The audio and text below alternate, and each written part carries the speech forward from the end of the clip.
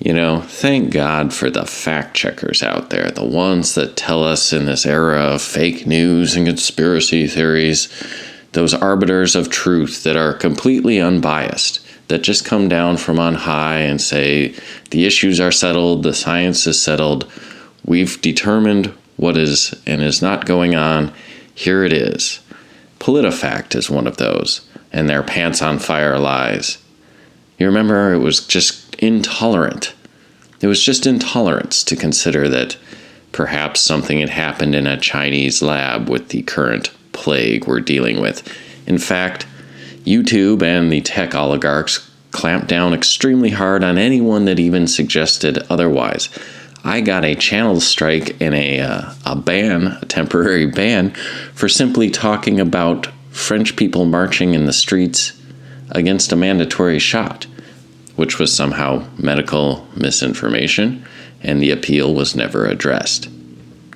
But what's this? Our fact checkers, our arbiters of truth, have come out and said, whoops. They quietly admit, why do they never trumpet this from the rooftops? This is a pretty big story, like it is one of the biggest. Politifact quietly admits that the lab escape is not a debunked conspiracy theory. Because last January, when China and the WHO were performing damage control for Beijing over a mysterious new virus which broke out in the same town as their secretive bat lab, who, unbeknownst to most at the time, a Fauci-funded NGO called EcoHealth Alliance had been working, and anyone who suggested a link was punished, myself included, who dared speculate on the very obvious things we saw. I remember when Twitter suspended Zero Hedge after a BuzzFeed journalist was accused of doxing a scientist and falsely accused of creating the virus. 5 months later, Twitter restored Zero Hedge's account after mounting public pressure. Oops, we just made an error. We just banned a major source of news because of an error. Well, these errors are unacceptable, if that's all it is. So Facebook banned articles from Zero Hedge and policed the disinformation because of these fact checkers. And that's the problem, right? Like, other sources of information are silenced, censored, kicked off the air. And it's turning out more and more those that are constantly curating the narrative have no interest in truth or facts whatsoever. In fact, they have conflicting loyalties. One of Facebook's fact checkers worked at the Wuhan Lab. There you can see her. Former Wuhan Lab worker and Facebook fact checker.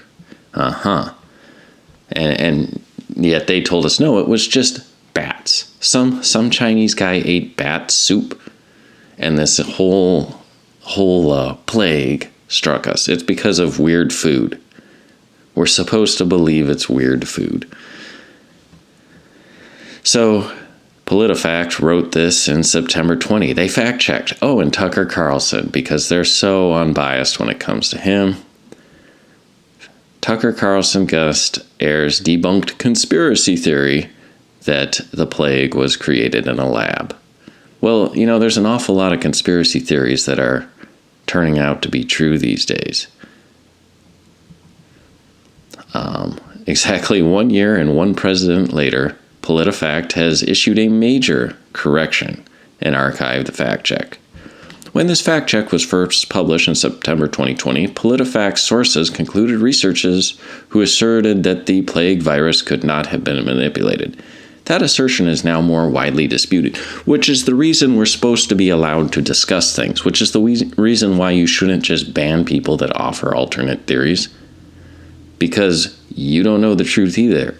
And I know so many people and so many sources that rely on these, quote, fact checkers. No, they're just narrative guards.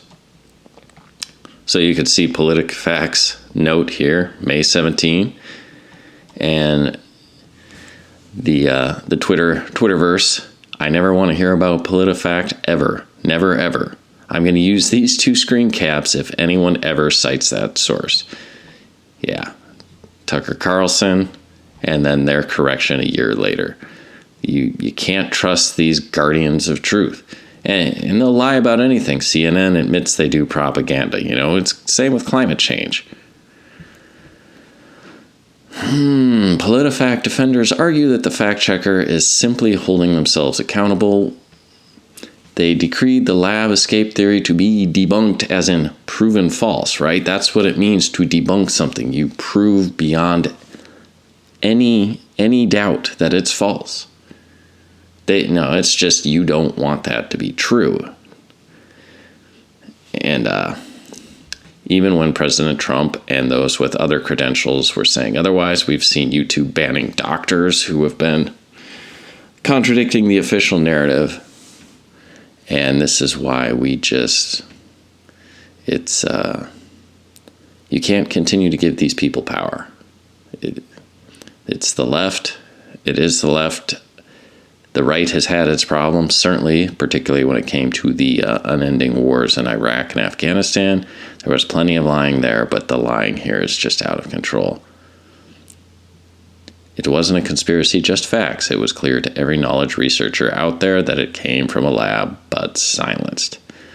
This interview was canceled after the last 4 minutes of this interview, March 2020. Yep. And then Jack Posobiec, oh, shut up. You didn't want to talk about the lab leak because of Trump, and now you are because he's gone. Yeah, I feel the frustration, Jack. Just another conspiracy that turned out not to be a conspiracy at all. I wonder what they'll say about the election audit and Trump's claims about 2020 that, of course, have no evidence at all.